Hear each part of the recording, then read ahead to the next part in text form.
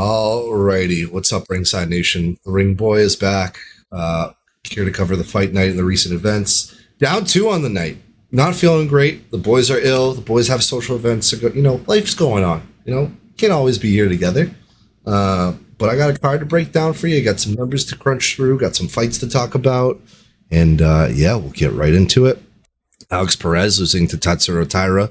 Tatsuro Taira's second round TKO. Getting his back, getting those punches in, dominating him, showing him why he's a UFC prospect, and getting me 5 points for my fantasy team. So there's that. Huge. Maybe I'm mounting a comeback. I don't know. We'll have to wait and see. On a real note, Tatsuro Taira, his gas tank was always the thing for me personally that I was always wondering about. So it's good to see, he was getting a little outstruck. He was doing some good ground takedown control-ish. But once he got the back, he showed why he's undefeated and why he's here and he's ready to go in the flyweight division. Alex Perez getting this loss. I was going to take him myself. I love taking Alex Perez as an underdog after he beat Matthias Nicolau, which I called. But I didn't feel it. I didn't think it was in the cards. I thought this was going to go a lot further. I didn't think Tatsuro Taira was going to, 1, finish him, and 2, finish him this early. So glad we got that in. Gets his 50K, 50 G's, as we like to say it, for the main event injury finish. And, proves why should be the headliner. Now 6-0, 4 finishes inside the octagon. Love to see it. Alex Perez, he's had a really tough, last few fights of Tatsuro Taira now. Muhammad Makayev back in March. He turned around back in April and then beat Matthias Nicolau. He fought Pantoja a couple years, Figueredo. He's a very, battle-hardened veteran, as I like to call him, but couldn't get the job done. Mixed martial arts, proving that it's better than BJJ sometimes. And that was your main event. Reading right through, not a lot of action on the cards. Yeah, there was a submission for Brady Heastan, got his 50 Gs. I don't know if it's the gloves, but we're seeing a lot more decisions. I know Costa got a submission on the prelims.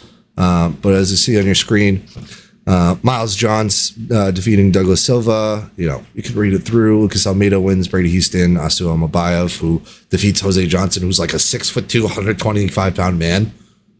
Interesting build, that. Whatever. Adam Fugit. I don't know how to say it. I hope that name doesn't get me in trouble. Wins. Nate Maness, who is Artie's lock of the card. Imagine taking a minus 500. Couldn't be me. It's me most of the time. Gabriela Fernandes getting the win. Weston Wilson proving us all wrong and breaking my lock of the card. And the software developer getting a win. Crazy triangle choke. But all it takes is just one sometimes. And 1 punch, 1 submission. That's why we love, the sport.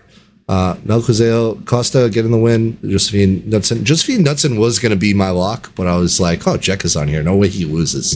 And then he loses. So it is what it is. Prediction accuracies are on your screen. I'll read them off to you podcast listeners. Artie 7 for 12, myself 10 for 12, Doc 8 for 12. I win the card, miss my lock. It happens. We started taking a new stat here, lock of the card accuracy. Artie 9 for 20, myself 12 for 20, Doc 10 for 20. Sometimes it's not going to be the most accurate. Might have to keep an eye on that one because we take a lock, they miss weight, they don't actually fight. We'll have to keep an eye on that stat, see how we contribute to that one as we go out throughout the year. But I thought it was a good one to keep track of. Yearly fight night accuracies: RD 91 for 172, myself 104 for 172, Doc 99 for 172, bringing your yearly overall to a 139 out of 247 for RD, 154 for 247 for myself, and 142 for 247 for Doc. And that's pretty much it. A lot of decisions. It's an Apex card. We all know how I feel about it. I'm going to be biased on this. I'll just be real with you. Couple of finishes, a lot of decisions. It's normally how Apex night fights go. Wish my boy Joshua Van was fighting Tagir on this night. Would have been a lot better. Can't believe they were trying to squeeze that into the prelims. Kind of crazy that. Hopefully we remake that fight.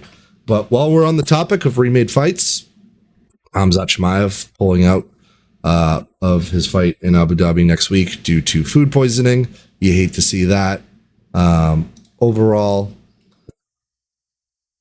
we all know how much I love Khamzat. It's good to see Ikram Aliskarov coming in and backfilling that position, so he'll be fighting Robert Whittaker, so that's going to be a fun fight to watch. I'll definitely be on the edge of my seat for that one. Not going to say who I'm taking yet. Still doing the homework and the research as we always do behind the scenes. Sergey Pavlovich fighting Volkov on that card. I mean, we've discussed doing a pre-show for that. Doesn't look like that's going to happen unless I'm in for it myself, which will be less than likely. Boston Celtics winning, going to be at that parade. Like, I'm sorry, would be weird if I didn't. Like, what are you, a cop? Wanting to know where I'm at all times? But yeah, I mean, on a serious note, Khamzat Chimaev pulling out, Ikram Aliskerov coming in. Ikram plus 130. Maybe good value. We'll have to wait and see who we all take. Another more significant pullout is Conor McGregor. Look, it's very well documented my thoughts and feelings on Conor McGregor. It's my thoughts and feelings that if you miss weight or get hurt and don't tell the company about it, that are different. But the way that he is going about it, it seems that Chael Sonnen leaked a rumor, and this could be just rumor. This could be all smoke or all steam and not smoke. So take this with a grain of salt. But if it is true that Conor McGregor is in rehab currently, I don't think we're seeing this fight at all this year. Like, how are you going to just outbeat their therapy? Jesus, rehab, train, potentially, get back to your weight cut, and yeah, I mean, I just feel bad for Michael Chandler. Like, he's going to still go to 303.